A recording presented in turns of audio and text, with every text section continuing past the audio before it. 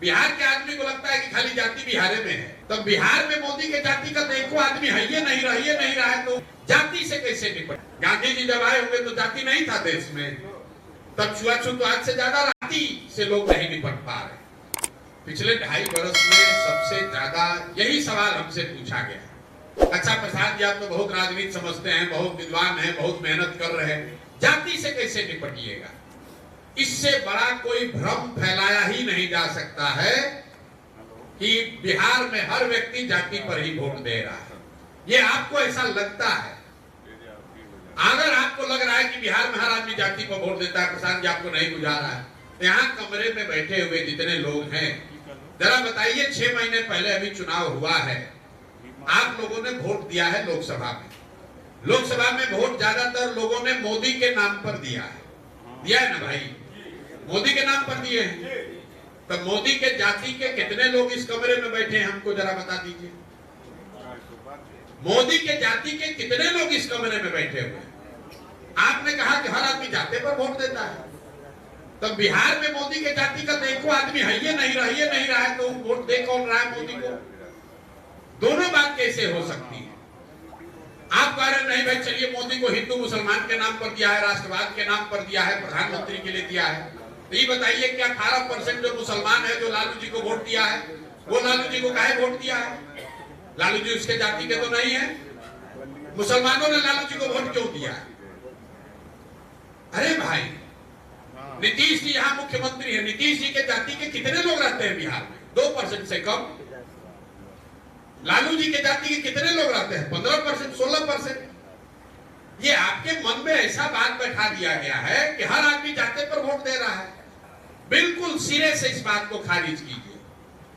जाति जब आदमी वोट करता है तो जो भी समाज में सच है वो राजनीति में भी होगा। जाति समाज का एक बड़ी सच्चाई है, तो राजनीति में भी जाति का प्रभाव होगा। लेकिन ये प्रभाव सिर्फ बिहार में नहीं है, ये प्रभाव आंध्र प्रदेश में भी है, ये प्रभाव तमिलनाडु में भी है, गुजरात में भी है, यूपी में भी है। बिहार के आदमी को लगता है कि खाली जाति बिहार में है। 1975 में गुजरात में खाम थ्योरी बनाया गया, KHAM, क्षत्रिय, हरिजन, आदिवासी और मुसलमान, ये लोग मिलकर कांग्रेस को जिताते थे। तो उसको कहा गया खाम। उसको तोड़ने के लिए पटेलों को भाजपा ने वहां संगठित किया। खाम थ्योरी तो बिहार में नहीं बना था। आपने सुना होगा आंध्र प्रदेश में कम्मा रेड्डी हैं, रेड्डियों का राज था, कम्मा लोग उसको चुनौती दिए। आप कर्नाटक में सुनते हैं वो का लिंगा है, लिंगायत है। आप यूपी देख रहे हैं, बंगाल देख रहे हैं, हर जगह जाति है। जितनी जाति आंध्र प्रदेश में है, जितनी जाति गुजरात में है, जितनी महाराष्ट्र कर्नाटक में, उतना बिहार में भी है। आपको लग रहा है कि ना भैया ये तो गलत है, बिहार में तो हर बार चुनाव में जाते पर वोट पड़ता है। हम आपको गिनवा देते हैं, जरा याद कर लीजिए।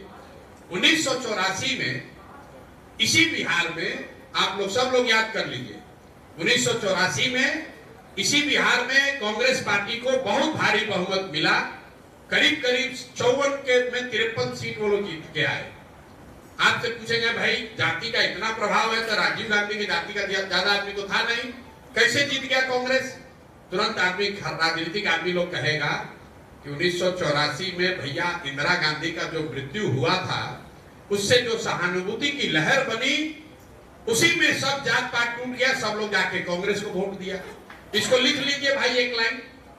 फिर पूछेंगे 1989 में क्या हुआ, जनता दल बीपी सिंह को कैसे पूरा बिहार में वोट पड़ गया। तो लोग कहेंगे भैया लोग बीपी सिंह को वोट नहीं दिया, जनता दल को वोट नहीं पड़ा। जो बोफोर्स का मामला था, बोफोर्स इतना बड़ा मामला बन गया, भ्रष्टाचार इतना बड़ा विषय बन गया कि सब आदमी जाति पाति भूलकर बीपी सिंह और जनता दल को वोट दिया। इसको भी लिख लीजिए। फिर आपसे पूछेंगे 2014 में क्या हुआ, गुजरात का एक आदमी मोदी कैसे आकर पूरा बिहार जीत गया। तुरंत आदमी कहेगा कि भैया भाजपा का तो कुछ नहीं था बिहार में, लेकिन मोदी जी का जो लहर चला ना, सब युवा बुजुर्ग सब आदमी जाकर मोदी के नाम पर वोट दे दिया भाजपा को। इसको भी लिख लीजिए। फिर आपसे पूछेंगे भैया 2019 में क्या हुआ, आप बताइएगा कि भैया 19 में तो एकदम कांटे का बराबरी का मुकाबला था। जो पुलवामा हुआ ना, उसके बाद तो समझिए कि हर घर से लोग जाकर मोदी को वोट दे दिया, भाजपा को। इन चारों बातों को आप लिख लीजिए। 1984 एक घटना है, एक राजनीतिक व्यक्ति की मृत्यु और उससे बनी हुई सहानुभूति की लहर। 1989 एक विषय है बोफोर्स भ्रष्टाचार और उससे बनी हुई लहर। 2014 एक व्यक्ति है मोदी, उसकी बनाई हुई लहर। और 2019 एक विषय राष्ट्रवाद, राष्ट्रीय सुरक्षा विचारधारा है, उसके बनी हुई लहर। आपको ये क्या बताता है? अगर कोई व्यक्ति, अगर कोई विषय, अगर कोई घटना, अगर कोई विचारधारा समाज के इमेजिनेशन को कैप्चर कर ले, तो बिहार के में ही समाज में ये ताकत है, वो जातियों से ऊपर उठकर वोट करता रहा है। ये आगे करेगा कि नहीं छोड़ दीजिए, करता रहा है, ये प्रमाण है। अब आपको फिर क्यों लगता है कि जाति पर वोट पड़ता है? वो इसलिए कि बीच के कई इलेक्शनों का हमने जिक्र नहीं किया। उसमें क्या हुआ? जब कोई ऐसा व्यक्ति नहीं है, जब कोई ऐसा विषय नहीं है, जब कोई इतनी बड़ी घटना नहीं है, दोनों लड़ने वाले एक ही जैसे दिख रहे हैं, तो समाज भी कहता है कि दोनों तो एक जैसा दिख रहा है, चलो अपना जाति वाले को दे देते हैं। इसलिए आपको बार बार लगता है कि नहीं भैया, जाति पर वोट पड़ता है। कई लोग खड़ा होकर फिर गलत करेगा कि ना भैया, ये तो लोकसभा का उदाहरण दिए हैं, विधानसभा में तो जाति पर वोट पड़ेगा। आप विधानसभा का उदाहरण देख लीजिए। 2010 में इसी बिहार में नीतीश और भाजपा एक साथ चुनाव लड़े। सामने से लालू जी, कांग्रेस और रामविलास पासवान एक साथ चुनाव लड़ रहे थे। नीतीश जी और भाजपा के साथ उस समय नरेंद्र मोदी की इतनी ताकत नहीं थी, और तब लालू आज के मुकाबले कांग्रेस, लालू और रामविलास ज्यादा ताकतवर थे।